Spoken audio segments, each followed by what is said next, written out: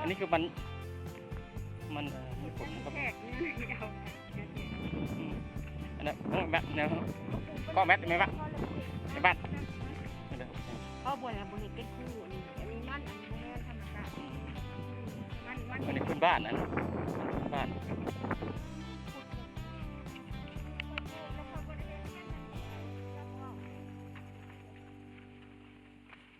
มันเทิงหน้า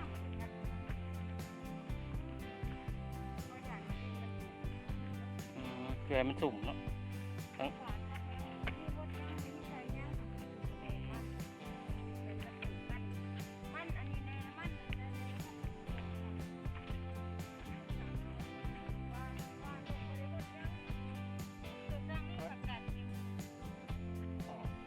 กระต้น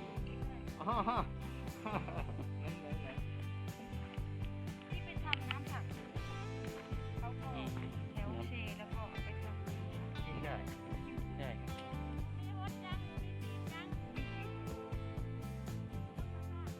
น้ำกับบริโภคเป็นปะไม่ต้องทำอะไรทิ้งไว้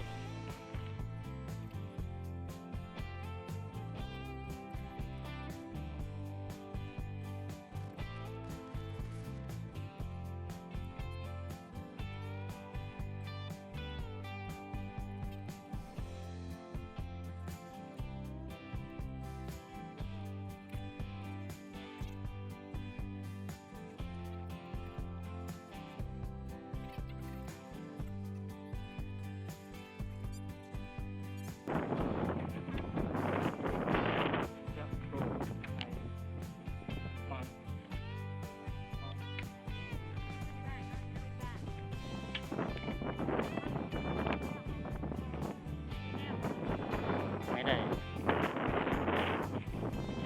ได้แนวพันธุ์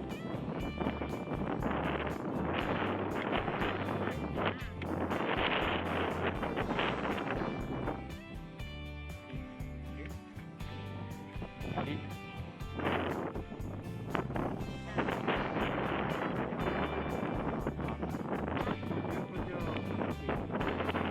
พบเนาะ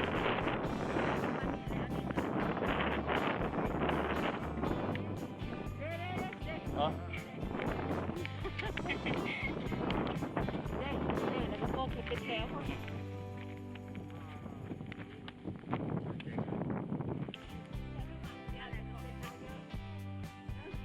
ไปมากกับเพิ่นนี่แหละขอบคุณมาก